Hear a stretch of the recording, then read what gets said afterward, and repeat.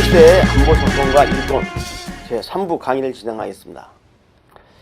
자, 이 박정희시대 때 이 안보사건을 어떻게 봐야 되는지 문제입니다. 그래서 저는 다음과 같이 좀 우리가 객관적으로 역사적 사실을 좀 차별화시켜서 봐야 된다고 생각합니다. 자, 1, 2부에서 제가 강조했던 것은 대한민국 역사상 박정희 시대 때 가장 큰 안보 위협이 존재했다고 말씀드렸습니다. 무려 3일에 한 번씩 간첩이 침투할 정도였어요. 적발된 것만. 그리고 박정희 대통령, 대한민국의 통수권자인, 최고 통수권자인 대통령을 암살하겠다는 이 사건이 곳곳에 터졌습니다. 그래서 이만큼 이 박정희 시대 때 안보 위협이 컸다. 전체 군사 도발과 또 간첩 침투 사건의 50%가 이 박정희 시대에 집중이 되어 있기 때문에 그 당시에 일어나는 사건들을 하나씩 대응하는 과정에서 이제 일부 인권이 침해됐을 것이다 라고 이제 최근 시각에서 평가를 하는 건데, 과연 이게 올바른 시각인지 한번 보겠습니다. 여러분, 이제 김대중 노무현 또 이 문재인 정부에 들어서 가지고 과거 공안 사건에 대한 소위 재심을 요구하는 이러한 그 사건들이 줄을 이었습니다. 줄을 이었는데, 실제 이 박정희 시대 때 이 공안 사건에서 재심 결과 무죄를 받은 게 자료 부족인지는 모르겠지만 제가 조사한 결과 총 한 25건입니다.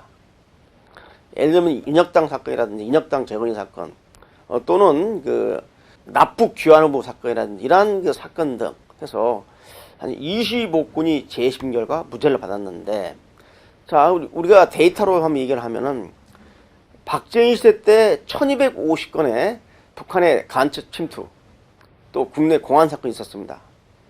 이것 중에 문제가 되는 게 바로 25건이기 때문에 재심 무죄율을 보면은 전체 사건으로 보면은 약 2%가 됩니다. 자, 그런데 재심을 신청하지 않은 게 있기 때문에 재심을 신청해서 무죄를 받는 것, 또 재심 결과 무죄를 받지 않는 통계를, 데이터를 갖다가 집중을 시켜야 되는데 이 데이터를 공개를 않고 있기 때문에 제가 전체 사건 중에 재심 사건을 보니까 재심 때 무죄를 받은 사건이 전체 사건 중에 2%에 불과합니다. 2%. 그러니까 나머지 사건들은 정상적인 대응을 했다라고 우리가 그렇게 평가할 수 있는 거죠. 자, 그런데 이 재심 때 무죄를 받았기 때문에 이 모든 간첩 사건이나 공안 사건이 조작이었다라고 이렇게 말할 수 있는가 하는 문제에 대해서는 조심스럽게 접근을 해야 됩니다. 자, 재심 결과 무죄를 받은 내용들은 뭐냐? 크게 두 가지입니다. 당시 수사기관이 적법한 절차를 지키지 않았다는 겁니다. 두 번째는 가혹행위, 쉽게 말해서 고문을 했다는 겁니다.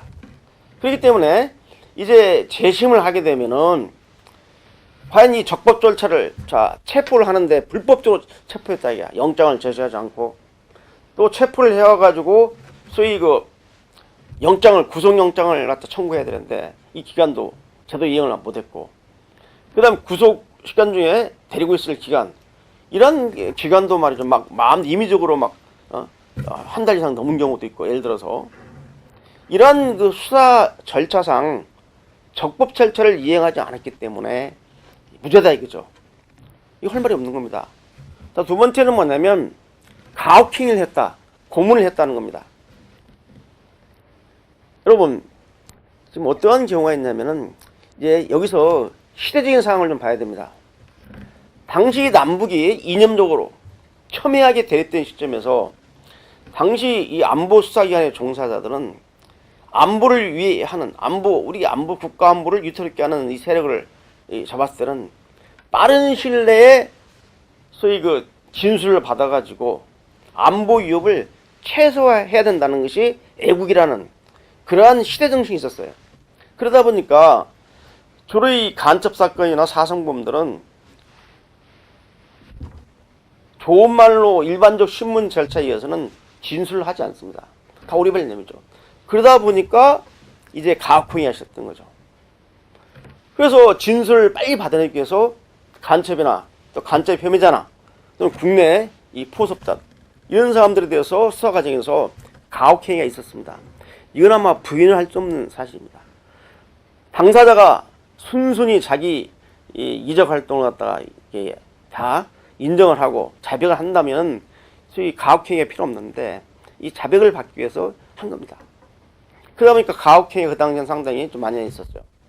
그 다음에 또 하나는 뭐냐면 그 당시에는 적법 절차라는 게 지금같이 이렇게 이 모든 걸 법에 의해서 하는 이 적법 절차를 제대로 지키지 않는 분위기였습니다. 지금 이제 대한민국이 민주화되고 이제 적법 절차를 강조하고 인권을 강조하는 이런 시기에는 생각할 수 없는 일들이죠. 그때는 긴급한 안보 유해 상황에서 안보를 지키기 위해서는 빠른 시일 내에 안보 유해 사범으로부터 진술을 받아서 자백을 받아가지고 안보 유해를 최소화시켜야 하기 때문에 이 적법 절차가 사실상 제대로 지키지 않는 경우가 많았습니다. 많았어요. 특히 공안 사건 경우에. 바로 이제 그러한 문제점이 인정이 돼서 재심 결과 무죄를 받은 겁니다. 자, 그런데 그러면 근데 지금 어떻게 사회적으로 인식되냐면은 그 당시 이 활동했던 사람들이 선량한 국민이었다. 선량한 국민을 간첩으로 안보 이해 사범으로 날조를 했다라고 하는 주장에 대해서 저장에서는 조금 우리가 이해 실체를 한번 봐야 됩니다. 자, 뭐냐면 재심할 때는 이 사건이 북한과 연계된 간첩 사건인지 아닌지는 이것은 후순입니다. 우선 적법 절차를 지켰느냐, 또 진술에 소위 진정성이 있느냐, 가혹행위를 하지 않고 본인 스스로 자백한 것이냐를 볼 때 가혹행위가 있었고 적법 절차를 지키지 않았기 때문에 나머지는 사실관계는 따질 필요 없이 그것은 무죄라는 것이 재심의 사유입니다. 자, 그러다 보니까 제가 선량한 사람을 간첩으로 날조한 것이 아니란 얘기를 하는 것은 북한의 주장입니다. 예를 들면은 북한이 난파되는 간첩들한테 남한 지하당 사건 때 성공한 사례, 실패한 사례를 갖다가 교육을 시킵니다. 어떤 식으로 실패했으면 왜 실패했는지를 알아가지고 그걸 교훈 삼아서 대남 간첩 지하당 공격할 때는 이런 식으로 하라. 자, 통일혁명당, 인혁당, 난민전, 남조선 민족해방전선이라고 있어요. 사건. 이러한 사건들은 북한이 대남 공작의 사례로 북한도 인정한 사건입니다. 거기다 더 나가서 우리 국내 운동권이 책을 펴냈는데 그 공안 사건 관련 책을 썼는데 거기에도 인정한 사건이에요. 북한도 인정한 대남 지하당 사건을 우리 사법부에서는 재심 결과 적법 절차를 지키지 않았다, 가혹행위를 했다는 이유로 지금 재심 결과 무죄를 선고한 거 아닙니까? 그러나 그 사건의 실체가 존재하지만 그 실체에 대한 판단을 안 내렸기 때문에 제가 항변할 수 있는 것은 선량한 국민들이 간첩으로 날조된 것이 아니라고 하는 일부 소위 항변 요소를 제가 있다는 것을 말씀드리는 겁니다. 제가 직접 그 당시에 수사를 안 했기 때문에 그분들이 정말 선량한 국민이었는지 북한과 연계된 간첩이었는지는 제가 자신 있게 말씀드릴 수는 없어요. 저는 기록에 의해서만 말씀드리기 때문에. 그렇지만은 이 기록 외에도 북한이 인정한 간첩 사건도 자기들이 공작을 해서 지하당했던 사건도 우리 사법부에서는 재심 결과 실체적인 진실은 따지지 않고 절차적인 문제와 가혹행위를 문제 삼아서 무죄를 선고했단 말이에요. 그렇기 때문에 무조건 날조했다고 하는 이러한 주장은 우리가 조심스럽게 접근해야 됩니다. 그래서 이러한 시대적 상황을 좀 이해해달라는 소리죠. 2020년 대한민국에서 60년, 70년대 같이 저는 저렇게 안보 수사를 하면서 적법 절차를 이행하지 않고 가혹행위만 해가지고 사건을 했다 하면은 도저히 용납이 안 되는 겁니다. 용납해서도 안 되고 앞으로는 이런 일이 되풀이돼서는 안 되겠죠. 그러나 그 당시 긴박한 안보적 시대 상황을 좀 이해를 해야 된다. 이걸 제가 해서 강조하는 겁니다. 예. 끝으로 좀 맺어보겠습니다.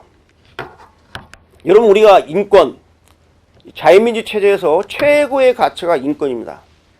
어떠한 이유로도, 어떠한 사유로도 인권이 침해돼서는 안 됩니다. 자, 그러나 이 인권이 어디서 인권 확보를 되려면 어떻게 해야 되느냐? 대한민국의 자유민주 체제가 이게 보장이 돼야지 우리 국민의 생존권, 자유권, 인권이 보장되는 거 아닙니까? 대한민국이 존재하지 않는데 대한민국이 적화돼서 소위 그 북한 김정은 휘하에 이러한 수용 포갑 체제에 빠진다면 우리 국민의 인권이 확보되겠습니까? 그러니까 인권이 확보되기 위해서는 대한민국의 자유민주 체제가 확보가 돼야 된다는 그 전제 조건입니다. 지금 북한이 핵을 가지고 장거리 미사일 가지고 사이버 해킹을 가지고 특수전을 가지고 지금 대한민국을 지금 노리고 있어요. 여러분 아시겠지만 문재인 정부 출범 이후에 경색됐던 남북관계를 남북회담을 통해서 돌파해서 바로 판문점 선언과 평양 공동선언이 바로 발효가 됐습니다. 많은 분이 평화를 이제 기대했고 통일을 기대했습니다. 그러나 판문점 선언이 채택된 지 2년 지난 지금 현재 북한 비핵화 일전치도 나갔습니까? 나가지 않았어요. 지금 우리한테 되돌아온 것은 뭐냐? 김정은 집단이 남북 화해의 상징인 개성 공업지구 내에 있는 남북 공동 연락사무소를 갖다 폭파시키는 만행을 하면서 우리 대한민국을 지금 욕보이고 있습니다. 이게 바로 북한 김정은 정권의 실체입니다. 저는 대한민국의 자유민주 체제가 보장되기 위해서는 확고한 안보태세가 정립돼야 되고 우리 대한민국의 안보를 유출하게 할 수 있는 이 안보 유색을 우리가 제어를 해야지 체제 유지가 되는 겁니다. 지금 북한 김정은이 선의에 기대해서 김정은이가 남북관계를 잘 평화로 이끌 것이라고 생각했던 이 정부, 지금 이런 적반하장격의 북한의 이런 공격이나 대한민국 정부에 대한 비난을 보면서 다시 한번 안보의 중요성이 강조되고 감상적인 안보, 평화 절대로 우리의 노력이 없이는 힘이 없이는 이루어지지 않는 겁니다. 결코 확보되지 않는 거예요. 그래서 다시 한번 국민의 인권을 보장하려면 그 이전에 당장 눈앞에 닥치는 북한의 대남 안보 위협부터 우리가 잘 막아내야 된다. 바로 박정희 시대 때 잘 막아냈다. 비교적 잘 막아냈다. 그래서 오늘날의 이 세계 10위권의 경제 강국이 됐다는 것을 다시 한번 강조합니다. 자, 마지막으로 좀 맺겠습니다. 앞으로 이 박정희 연구에 있어서 제일 중요한 안보 변수를 고려해야 됩니다. 박정희 시대의 경제발전, 또 산업화, 민주화를 따지면서 안보 변수를 갖다 고려하지 않으면 진정한 박정희 연구의 총체적인 접근이 아니라고 생각합니다. 특히 이 당시 박정희 시대 때 이 공안 사건을 재조명해야 됩니다. 일부 재심 결과 무죄를 받은 것만 가지고 특수한 몇몇 상황을 가지고 박정희 시대 때 공안 사건 등을 다 조작이라고 매도하는 이런 일부의 분위기는 분명히 우리가 손을 그어야 됩니다. 그래서 박정희 시대 때 끊임없는 북한의 대남 안보 위협을 어떻게 극복했는지 그 과정, 대처하는 과정을 연구해서 지금 현실적으로 그 교훈을 삼고 이 교훈을 도출해가지고 어떻게 하면 적절하게 안보 위협에 대응할 수 있는지를 살피고, 그리고 이 과정에서 인권 문제를 어떻게 확보할 것이며 앞으로 또 확보할 것인가, 앞으로 인권을 개선시킬 것이 하는 문제를 우리가 하나씩 따져보는 것이, 이게 바로 대한민국의 자유민주주의 발전과 또 한 축을 담당한 박정희 연구에서 매우 중요하다고 저는 생각이 드는 겁니다. 그래서 이제 극단적으로 박정희 시대 때 간첩 사건, 공안 사건은 다 조작이다, 이런 식으로 매도하는 분위기에서 차분하게 다시 한번 박정희 시대를 재조명하는 계기로 오늘 제 강의가 반영이 됐으면 좋겠습니다. 네, 감사합니다.